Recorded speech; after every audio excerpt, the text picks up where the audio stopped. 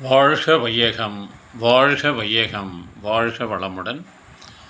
குரு வாழ்க, குருவே துணை. மணவளக்கலை உறவுகளுக்கு கோபாலின் வணக்கங்களும் வாழ்த்துக்களும். அருட்தந்தை வேதாத்ரி மகரிஷியின் மணவளக்கலை பற்றி தினமும் சிந்தித்துக் கொண்டிருக்கின்றோம். இன்றைக்கு வெறுப்புணர்ச்சி, பகையுணர்ச்சி இவைகள்தான் மனிதனுக்கு இடையில் அதிகமாக வெளிப்படுகிறதே தவிர நட்புணர்ச்சி குறைவாக இருக்கிறது. அருட்தந்தை அவர்கள் முற்காலத்தில், அதாவது ஆரம்ப காலத்தில், மணவளக்கலை மன்றங்களெல்லாம் உருவாகுகின்ற நேரத்தில் ரயில் போக்குவரத்து தாம்பரம் வரைக்கும் தான். அப்போது அருட்தந்தை வேதாத்ரி மகரிஷி தாம்பரத்தில் இறங்கி நடந்து போய் கூடுவாஞ்சேரிக்கு போக வேண்டும் என்று சொன்னால் ஏதாவது மாட்டு வண்டி, சைக்கிள், இப்படி சில வாகனங்களை பயன்படுத்தித்தான் போய் கொண்டிருந்தார் ஒரு காலகட்டத்தில். அப்போது தாம்பரம் ரயில் நிலையத்தில் இறங்கி நடந்து போகின்ற போது அப்போதெல்லாம் தெரு விளக்குகள் என்று இருக்கும். ஒரு குறிப்பிட்ட தூரம் வரைக்கும் தான் வெளிச்சம் இருக்கும். அந்த குறைவான வெளிச்சத்தில் நடந்து செல்லுகையில் அருட்தந்தை அவர்கள் காலை தவறி மனித மலத்தில் வைத்து விடுகிறார். ஒரு இயல்பான ஒரு அருவருப்பு, முகம் சுளித்தல். ஆனாலும் சிறிது நேரத்தில் அதை புல்தரையில் தேய்த்து சுத்தம் செய்து விடுவார் காலணியை. அதன் பிறகு ஒரு தத்துவம் சொல்லுவார். அந்த மலம் தன்னோடு பேசுவதாக, ஏனப்பா என்னை மிதித்ததும் இப்படி முகத்தை சுளிக்கிறாய்? ஒரு 2-3 நாட்களுக்கு முன்பு நானும் ஒரு தூய்மையான உணவுப் பொருளாக இருந்தேன். உன்னை போன்ற ஒரு நரன் வாயில் நுழைந்து வயிற்றில் கலந்து வெளிவருகையில் இந்த நிலை அடைந்து விட்டேன்.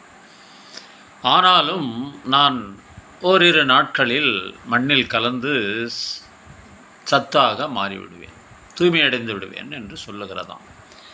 ஆனால் நீ தூய்மையடைவது எப்போது என்று அது கேட்பது போல ஒரு கருத்தை சொல்லியிருப்பார் வேதாத்ரி மகரிஷி. வேறு எந்த மகானும் இப்படி சொன்னதே நான் கேள்விப்பட்டதில்லை.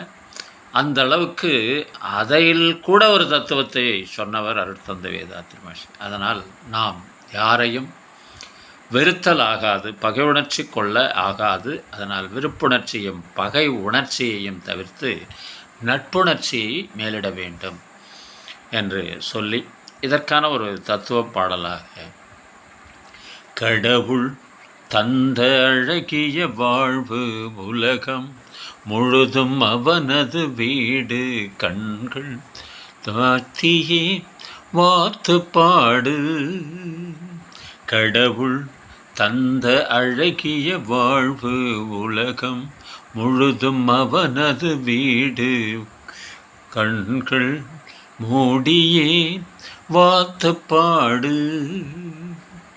எதை நாம் இங்கு கொண்டு வந்தோம், எதை நாம் அங்கு கொண்டு செல்வோம், எதை நாம் இங்கு கொண்டு வந்தோம், எதை நாம் அங்கு கொண்டு சொல்வோம். அன்பே இறுதியில் வாழ்ந்து விடை பெறுவோம். கடவுள் தந்த அழகிய வாழ்வு உலகம் முழுதும் அவனது வீடு, கண்கள் மூடியே வாத்து பாடு. கண்ணீர் துடைக்கும் கைகளும் உண்டு, கண்ணீர் சிந்தும் உள்ளமும் உண்டு. முன்றே இன்னும் வாழணும் 100 ஆண்டு என்று பலரையும் வாழ்த்தக்கூடிய அளவுக்கு மனம் விரிவடைய வேண்டும் என்று சொன்னால் அருட்தந்தை வேதாத்ரி மகரிஷியுடைய தவத்தை செய்ய செய்ய செய்ய மனம் விரிவடையும். மனம் விரிவடைந்தால் இந்த வெறுப்புணர்ச்சி, பகை உணர்ச்சி எல்லாம் மறைந்து நட்புணர்ச்சி மேலிடும் என்று சொல்லி இன்றைய சிந்தனையை நிறைவு செய்வோம். இன்று பிறந்தநாள், திருமண நாள் காணும் அன்பர்கள், நண்பர்கள், மணவளக்கலை உறவுகளுக்கு அருட்தந்தையின் அருட்காப்பு, அருட்பெயராற்றல் இரவும் பகலும் எல்லா நேரங்களிலும் எல்லா இடங்களிலும் எல்லா தொழில்களிலும் உறுதுணையாகவும் பாதுகாப்பாகவும் வழி நடத்துவதாகவும் அமையுமாக. அருட்பேராற்றல் கருணையினால் உடல் நலம், நீளாயுள், நிறை செல்வம், உயர் புகழ், மெய்ஞானம் ஓங்கி வாழ்க வளமுடன்.